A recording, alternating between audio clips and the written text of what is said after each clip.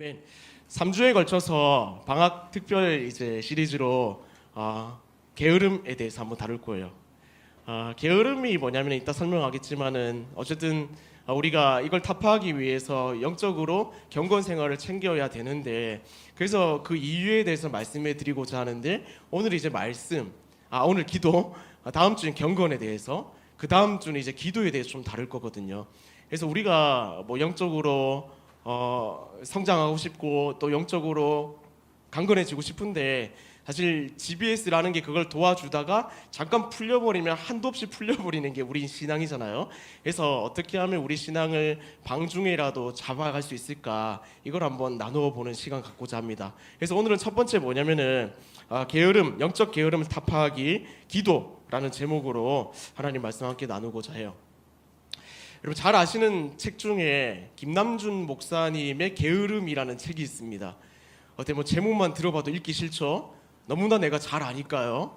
그래서 나온 지 꽤 됐는데 읽어본 분들은 한 번 더 읽어보시고, 안 읽어본 분들은 꼭 읽어보세요.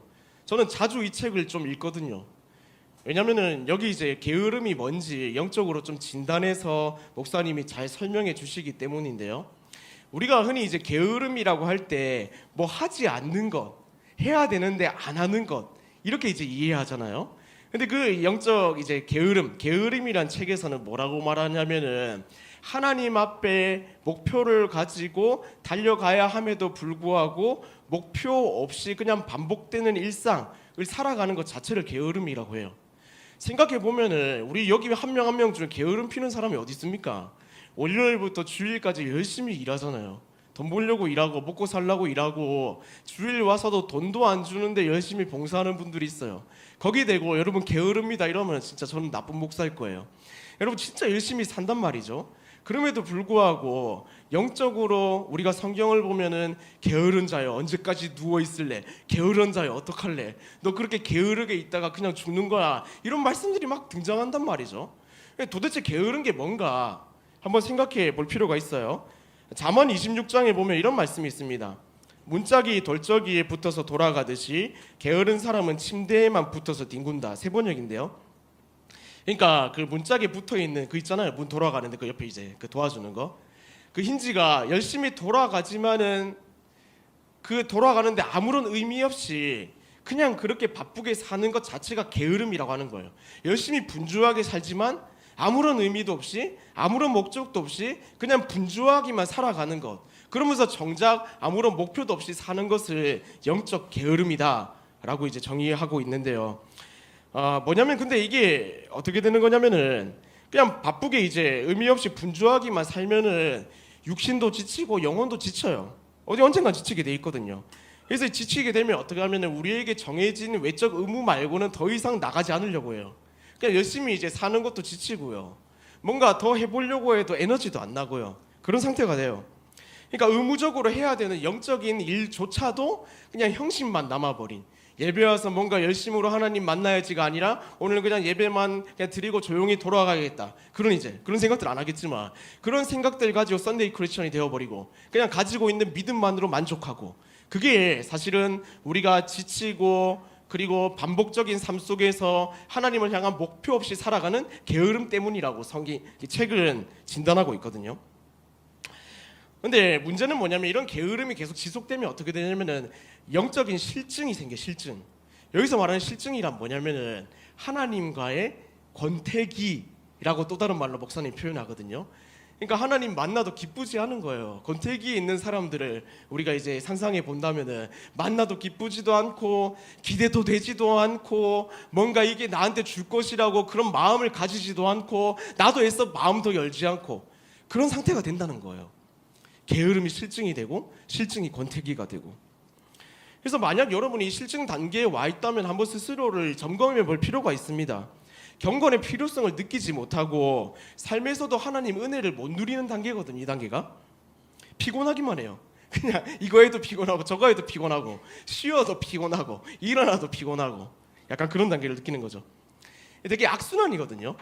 다시 한 번 더 교회 와가지고 열심히 살아야지 하지만은 또 저 문 밖을 나서는 순간 피곤함을 느끼고 또 하루하루 피곤에 쪄들어가지고 그걸 이제 뭔가 능가하는 그런 이제 요소들을 내가 감수하거나 이렇게 경험하지 못하고. 근데 이런 악순환을 끊어 나갈 수 있는 방법은 여러분 너무 뻔하게 잘 아시겠지만 하나밖에 없어요. 하나. 뭐냐면 경건생활이거든요. 경건생활. 그래서 이 3주에 걸쳐서 제가 다루고자 하는 게 뭐냐면은 사실 우리가 결국은 이 악순환을 끊어버리기 위해서 경건생활을 해야 되는데 말씀과 기도생활.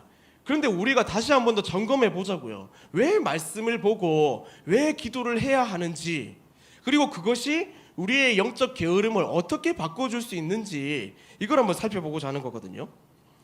오늘 사실은 본문을 읽어보시면 여러분 아시겠지만 예수님이 십자가 지시기 전에 마지막 장면이에요. 십자가 지시기 전에도 예수님이 어떻게 했냐면은 산에 올라가요. 그리고 밤새도록 기도합니다.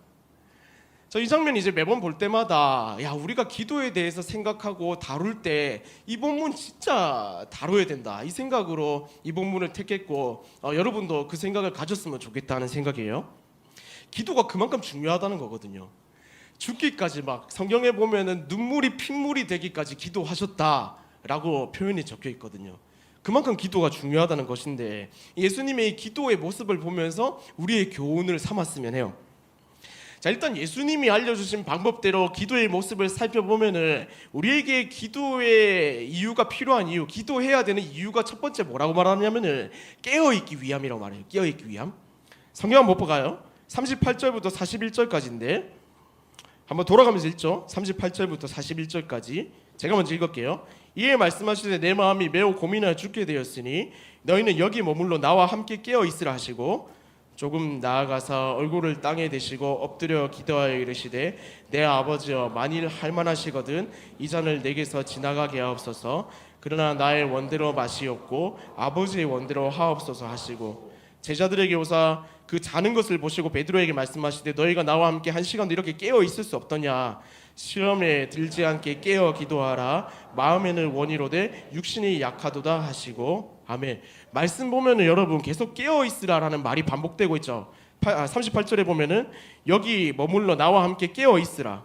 그리고 40절에 보면은 너희가 나와 함께 한 시간도 깨어 있을 수 없더냐. 31절에 보면은 시험에 들지 않게 깨어 기도하라 이렇게 말하거든요.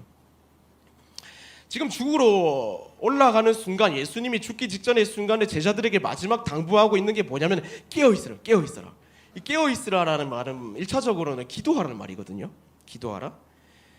야, 제자들도 참 눈치가 없는 게 여러분, 예수님이 이제 죽기 전에 이제 산에 올라가가지고 진짜 눈물이 피눈물 되도록 막 기도하는데 무슨 일이 벌어지고 있는지 몰라요. 이 다음에 무슨 사건이 일어나는지 뭐 생각도 없고요. 아무런 뭐 감흥도 없고요. 아무 그런 이제 예상되는 바도 없습니다. 그러니까 무슨 일이 일어나는지 그냥 예수님 가자 하니까 가고 여기 머물러 있으라 하니까 머물러 있었던 거거든요. 그러니까 기도하라고 했을 때 저는 그 생각이었던 것 같아요. 야, 맨날 기도하는 양반이 또 기도하라 하시네. 참 유별나단 말이야. 새벽부터 일나가지고 저래 또 기도하라 하시네. 이런 말을 하지 않았을까요? 그러니까 당연히 피곤하죠. 왜냐하면 예수님의 일과가 여러분 진짜 빡셌거든요.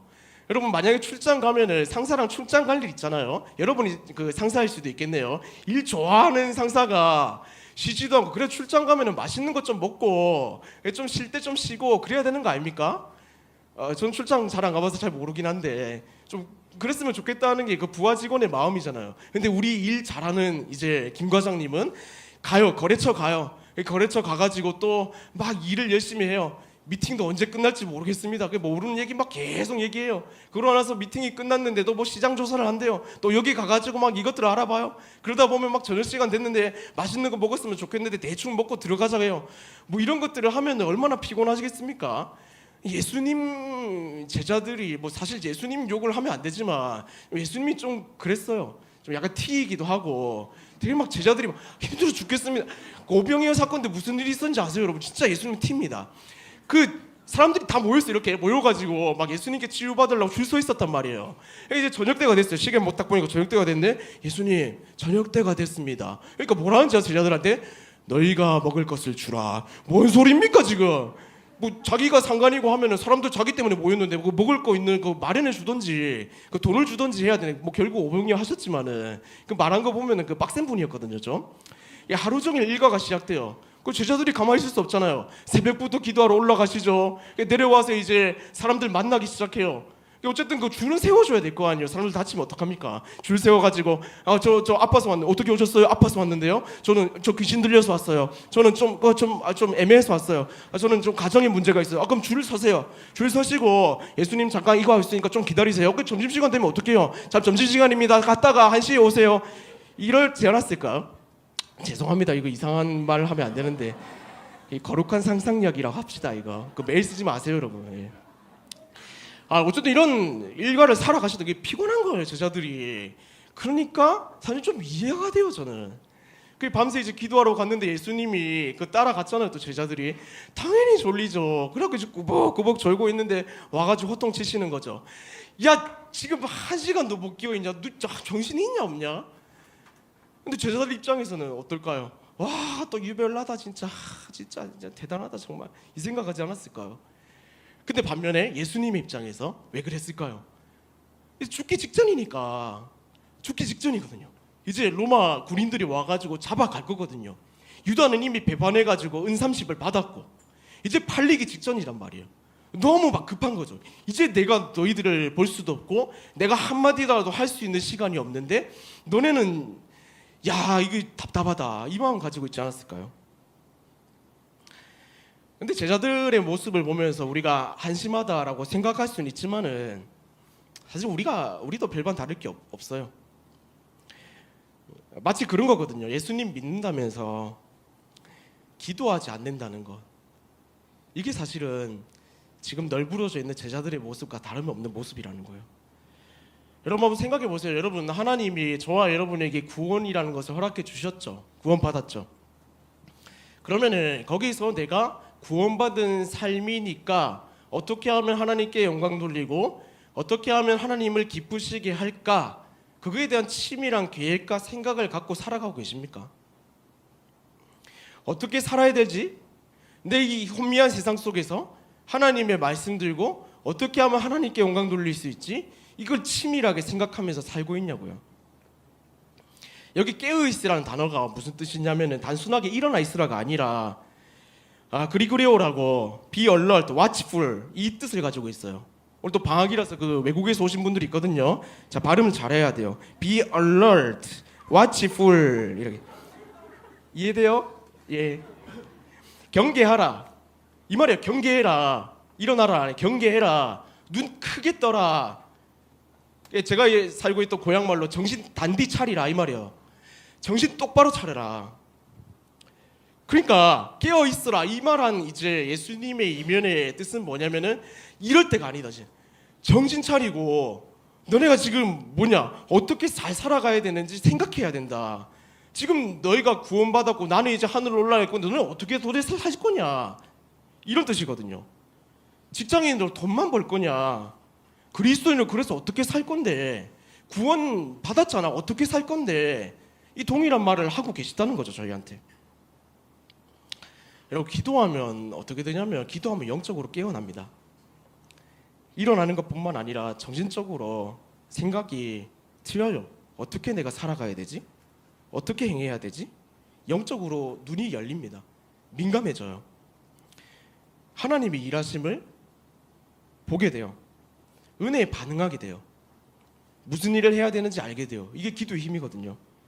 달리 말하면 여러분 기도 안 하면 사실은 하나님이 어떻게 일하시는지 내가 어떻게 해야 되는지 알 수가 없습니다. 눈에 띄지 않아요. 은혜에 반응할 수도 없어요. 왜냐하면 하나님의 일은 100% 영적이기 때문이거든요. 기도하지 않는 사람치고 영적일 수가 없어요. 그러니까 기도하면 뭐냐면은 영적 감각이 생긴다는 거예요. 감각이. 왜 내 길이 이렇게 흘러가는지 이 상황 속에서 내가 해야 되는 일은 무엇인지 머릿속에 안개가 걷히거든요. 명확하게 하나님이 보이니까 게으를 수가 없죠. 내가 이걸 지금 해야 되는데 그게 보이거든요. 기도하면요. 내가 구원받은 그리스도인으로서 직장에서 하나님을 바라보면서 하나님께 영광 돌리기 위해서 내가 무엇을 해야 되지? 어떻게 말해야 되지? 어떤 생각을 해야 되지? 그게 눈에 선하게 보이거든요. 그렇기 때문에 게으를 수가 없는 거예요. 자, 그리고 41절 보세요. 41절 다 같이 한번 읽겠습니다. 시작. 시험에 들지 않게 깨어 기도하라. 마음에는 원이로되 육신이 약하도다 하시고. 여기서 말씀하는 게 뭐예요? 시험 든다. 이 무슨 말이냐면 절망하고 낙심하고 이 말이거든요. 이걸 풀자면은 너네 약하잖아. 금방 절망하잖아. 낙심하잖아. 쓰러지잖아. 너네 의심하잖아. 너네 그렇게 너무 쉽게 되잖아. 그러니까 뭐 해라? 기도하라. 기도하라. 여러분, 그리스도인으로 살려면 기도는 필수입니다. 보통 이게 우리가 교회 오고 구원받고 신앙생활하면서 잘못 생각하고 있는 게 뭐냐면은 기도가 선택이라는 거예요. 뭐 기도 안 해도 사실은 여러분 삶에 뭔가 당장 뭐 유황이 떨어진다든지 여러분에게 뭔가 막 그 지옥과 같은 삶이 펼쳐진다든지 그러진 않아요. 그렇다 보니까 사실은 우리가 기도의 필요성을 모르거든요. 근데 기도한다는 것은 뭐냐면 내 삶을 하나님께 맡겨드린다는 뜻하고, 기도하는 즉시 하나님께서 내 삶을 컨트롤하기 시작하시거든요. 사실 그래서 기도 안 한 사람은 기도의 필요성을 모르지만은 기도하는 사람은 반드시 기도해야 된다는 사실을 알아요. 왜냐면 우리 안에 능력도 없고요, 우리 안에 할 수 있는 것도 없는데 어떻게 능력도 없이 하나님의 도우심 없이 살 수가 있겠습니까? 여러분, 그리스도인으로 사는 거 쉽습니까? 하나도 쉽다고 생각하는 분들 한 명도 없을걸요. 우리가 특별히 그리스도인 비율이 점점 줄잖아요. 직장도 그렇고 가정도 그렇고 계속 예수님 믿지 않는 사람들이 다수를 차지하고 있고, 예수님 믿는 사람임에도 불구하고 그냥 썬데이 크리스천들의 비율이 높아지고, 그 속에서 우리가 어떻게 살아야 되지? 이걸 대답을 어떻게 내놓을 거예요? 기도해야지 알 수 있다는 거거든요. 여러분, 기도해야 영적 악순환을 끊어낼 수가 있습니다. 기도하면 하나님께서 힘 주시고 반드시 우리의 길을 열어주시기 때문입니다. 영적 감각을 깨워주시거든요. 이 시대 속에 우리의 역할은 뭐냐면은 영적 감각을 깨워서 우리가 무슨 일을 해야 되는지 발견하고 그것으로 발걸음해야 한다는 거거든요. 여러분, 그래서 기도해야 된다. 그래서 기도하자는 생각을 당장 들면요, 1분이라도 멈춰서 기도하십시오. 그리고 여러분, 기도를 지금까지 잘 안 해보셨으면은 당장 오늘부터 시작하십시오. 여러분, 기도가 여러분을 살리고요, 기도하면은 하나님의 응답을 맛보고요, 응답을 맛보면은 또 재밌거든요. 그리고 또 기도하게 돼요. 하나님의 신뢰에 대한 표현과 응답과 열매와 다시 간구, 이게 계속 이어져요. 그렇게 되면 악순환이 선순환으로 바뀌게 되거든요. 여러분, 기도할 수 있기를 바랍니다. 그래서 내일이라도 1분이라도 정말 하나님 앞에 내 삶을 드리며, 딴 거 뭐 어려운 거 없어요. 주님, 내가 주님의 나라를 위해서 죽겠습니다, 이런 기도 하지 마세요. 저도 그런 기도 안 해요. 저는 살고 싶어요. 애가 셋이란 말이에요. 그러니까 일상을 놓고 기도하시면 돼요. 진짜 간단한 거거든요. 저는 새벽에 이제 일상을 놓고 보통 기도해요. 딱 이제 새벽 기도 가고 이제 새벽에 기도를 하면은 오늘 이제 만나야 될 사람들이 있고 또 해야 될 일들이 있잖아요. 이거 놓고 그냥 하나님 앞에 기도를 올려드려요. 오늘 이런 사람 만나고, 그리고 이런 일 해야 되고, 오늘 이제 제가 감당해야 되는 일들이 있습니다. 하나님 지혜 주셔서 잘 만나게 하시고 좋은 결과가 나오게 하시고, 그리고 지치지 않게 하시고, 이런 기도를 드리거든요. 그래서 저녁에 이제 일상을 기도드렸으니까 일상을 이제 쭉 살펴보면은 다 응답해 주신 거죠. 사람 잘 만났고, 미팅도 잘 끝났고, 신방도 잘했고, 설교 준비도 잘했고, 이런 것들. 그러니까 뭐 대단한 거 아니에요. 여러분의 일상을 하나님께 올려드리면은 하나님이 일하심이 눈에 띄기 시작합니다. 그런 영적 감각을 끼우는 저와 여러분 될 수 있기를 주님 이름으로 축복합니다. 두 번째 뭐냐면은, 우리가 기도해야 되는 이유가 뭐냐면은, 기도하면요, 내 뜻이 하나님의 뜻에 조율되고 맞춰져요. 42절인데요, 이것도 같이 한번 읽을까요? 다시 시작. 다시 두 번째 나아가 기도하여 이르시되, 내 아버지여, 만일 내가 마시지 않고는 이 잔이 내게서 지나갈 수 없거든 아버지의 원대로 되기를 원하나이다 하시고, 예수님도 사실은 십자가 지기에 되게 부담스러워하시고 버거워하셨어요. 그게 기도하면서 되게 의외죠. 이 장면 읽어보면 좀 의외지 않습니까? 하나님한테 부담스럽다는 거, 하나님 부담스러워요. 나 죽기 싫어요. 하나님, 웬만하면 다른 방법도 있을 것 같은데 이 죽음이라는 잔이 내게서 피해가게 해주십시오. 이런 기도하고 있던 거거든요. 어쨌든 우리가 살아가면서 가장 큰 고민 중에 하나가 뭡니까? 하나님 뜻이 뭘까? 이런 거 아니에요. 하나님 뜻이 뭘까? 과연 하나님 뜻이 뭘까? 이 사람 만나는 게 하나님 뜻일까? 저 사람 만나는 게 하나님 뜻일까? 이거 아니에요. 이 직장 가는 게 하나님 뜻일까? 저 직장 가는 게 하나님 뜻일까? 무수히 많은 이제 선택지 속에서 우리가 물어보죠. 하나님 뜻이 뭘까? C.S. 루이스라는 이제 사상가가 있는데 하나님 뜻에 대해서 이렇게 말했습니다. 하나님의 뜻은 우리가 그분을 신뢰하고 모든 상황에서 그분을 의지하는 것이다. 하나님 뜻은 뭐냐면 그를 신뢰하는 것이래요. 의지하는 것이래요. 근데 재밌는 거는 이 말에 이어서 팀 켈러 목사님이 뭐라고 말했냐면 이렇게 말했어요. 기도는 하나님을 신뢰하는 행위이다. 우리는 우리의 소망과 두려움을 하나님께 맡길 수 있다. 하나님은 우리가 바라는 것보다 더 큰 계획을 갖고 계시다.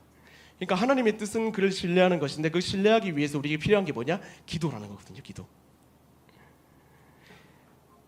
이산수 담임 목사님 이렇게 말씀하셨습니다. 기도에 대해서 기도는 하나님의 뜻을 분별하는 열쇠입니다. 우리는 기도를 통해 하나님과 소통하며 그분의 계획과 목적을 이해하게 됩니다. 기도와 하나님의 뜻 동일성이 있다는 거죠. 예수님도 방금도 이제 말씀을 같이 읽었다시피 자신의 원함을 먼저 기도했어요. 하나님 피해가게 해주세요. 물론 예수님도 영혼들을 살리기 원하셨을 겁니다. 근데 다만 이 고통을 지나가면서 그냥 영혼들 살릴 수 있는 방법이 있었으면 좋겠습니다. 이게 예수님의 기도였거든요. 근데 하나님의 뜻은 명확했어요. 영혼들을 완전하게 살리는 것. 그걸 위해서는 피를 흘리고 죄를 대속하고 십자가 지는 수밖에 없었거든요. 그래서 기도하며 계속해서 고백합니다. 42절에 다시 두 번째 나아가 기도하여 이르시되 아버지여 만일 내가 마시지 않고는 이 잔이 내게서 지나갈 수 없거든 아버지의 원대로 되기를 원하나이다. 아버지의 원대로 되기를 원하나이다. 하나님의 뜻에 자기의 원함과 뜻이 맞추어 가기 시작했고 기도를 통해서 그 뜻이 맞추어진 것이거든요. 다윗의 시편을 봐도 그래요. 처음에는 원수들을 되게 원망해요. 그러면서 나중에 기도가 바뀌는 것을 몇 번 살펴볼 수 있거든요. 시편 읽어보세요. 그러면서 말하는 게 뭐냐면 이 원수들을 좀 없애주십시오 하다가 그게 하나님의 뜻이면 하나님께 이들을 맡깁니다. 하나님 내 영혼을 지켜주십시오.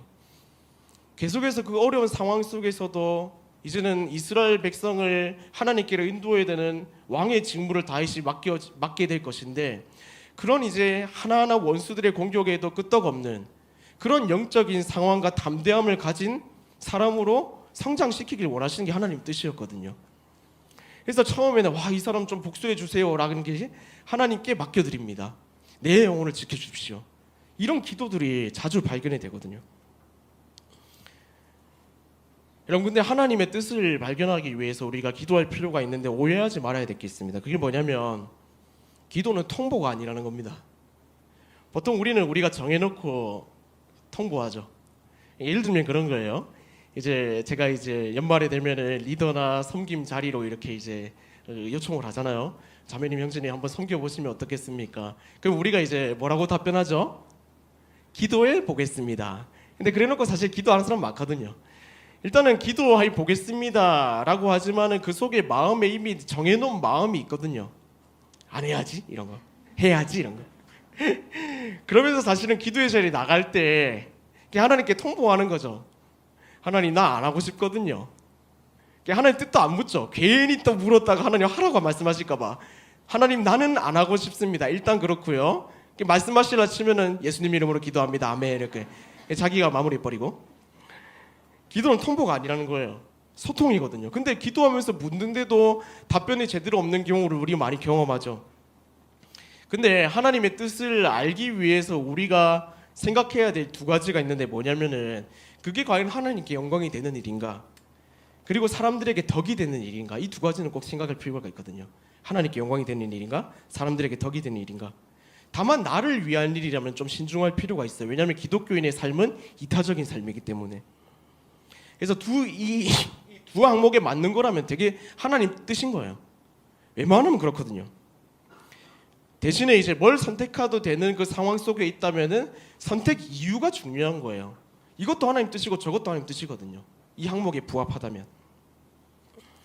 아까도 말했지만 괜히 하나님이 마음을 돌이키실 것 같고 그래가지고 우리가 통보식으로 하고 마무리 짓는 경우가 있죠. 근데 하나님 뜻이 그거라면 우리가 열어놔야 되는 거 아닙니까? 물어봐야 되잖아요. 하나님 뜻이 무엇입니까? 내가 어떻게 하기를 원하십니까?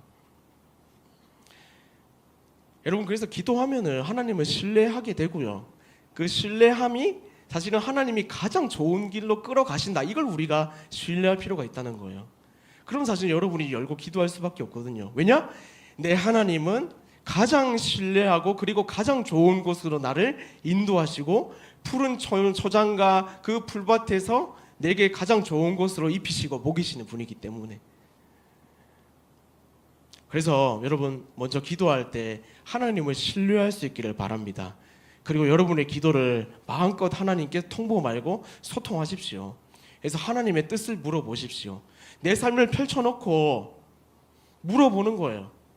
하나님, 내 삶에 이러한 선택권이 있고 이런 것들을 고민이 됐는데 하나님 뜻이 무엇입니까? 하나님 원하는 게 무엇입니까? 그냥 대충 기도하지 말고요. 정말 간절히 기도해야 돼요. 목사님, 저는 기도했는데 하나님이 응답 안 해주시던데요. 더 해보세요, 여러분. 더 해보세요. 정말 하나님 끈질기게 기도하는 그 속에서 정말 하나님이 어떤 마음 가지고 계신지 그걸 분명히 깨닫게 하시거든요. 말씀을 통해서, 사람을 통해서 하나님 반드시 응답하십니다. Yes, No, Wait, 이 기도의 응답이 있죠. 세 개가 다 응답이에요.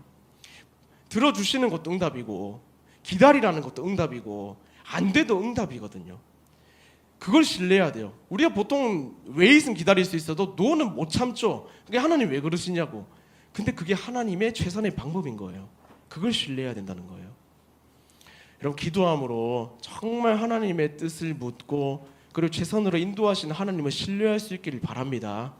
그래서 정말 하나님과 함께 기도하며 하나님 뜻 가운데 순종할 수 있는 저 여러분 될 수 있기를 바랍니다. 여러분, 무엇보다 가장 중요한 건 뭐냐면은 무엇보다 기도 없는 삶은 진짜 교만한 삶이에요. 여러분, 기도하지 않는다는 것은 하나님의 간섭하심과 하나님의 도움이 필요 없다는 그런 암묵적인 표현이거든요.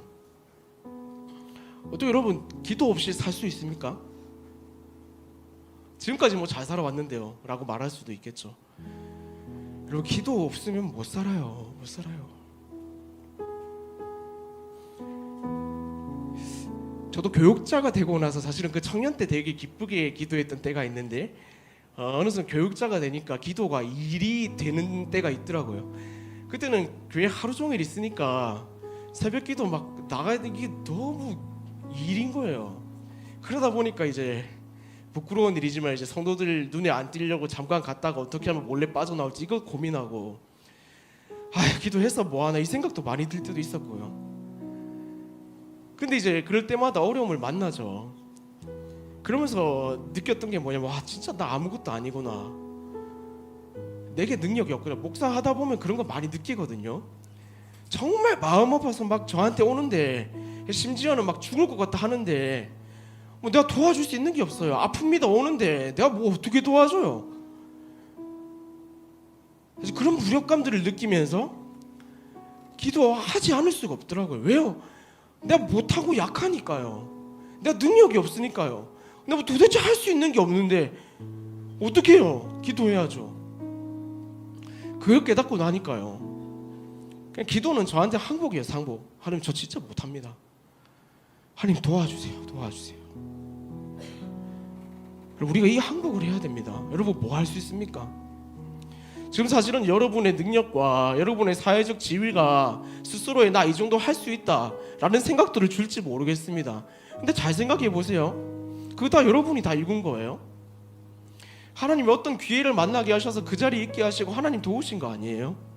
정말 하나님의 도우심 없이 여러분 잘할 수 있습니까? 없어요. 하나님, 저 못합니다. 제발 도와주세요.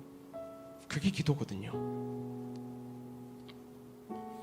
기도가 시작되면 여러분 영적 선순환이 시작됩니다. 하나님 뜻을 알게 되고 눈이 뜨이기 시작해요. 하나님의 일하심을 발견하게 돼요. 여러분, 염려가 있다면은 그 염려하는 만큼 그 염려를 기도로 바꿀 수 있기를 바랍니다.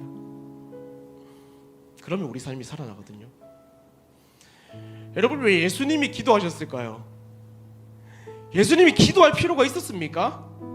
세상의 왕이 이 땅에 와서 기도할 필요가 있었겠냐고요. 그도 기도하셨는데 우리가 감히 기도할 필요가 없다고, 기도 따위 내가 무슨 소용이 있냐고 그렇게 얘기할 수 있는 게 있습니까? 하나님 뜻을 이루어 주십시오라고 기도하셨습니다. 새벽마다 기도하시고 죽기 전까지 기도하시고 그가 그렇게 기도하셨는데 우리가 어떻게 기도 따위 내 삶에 필요 없다고 감히 그렇게 얘기할 수가 있습니까? 여러분, 방학 숙제 낼게요. 여러분, 옆에 앉은 분들, 그 GBS 분들 연락해서 새벽 기도 하십시오. 그리고 기도 제목 묻고 기도하십시오. 기도는 반드시 응답되고 기도를 통해서 하나님이 일하시기 때문입니다. 이걸 믿을 수 있기를 바랍니다. 여러분, 방학 동안에 기도합시다. 그리고 2학기 때 기도함 가운데 일하시는 하나님을 만납시다. 그리고 하나님께서 이렇게 역사하시더라, 우리 입으로 직접 간증을 해봅시다.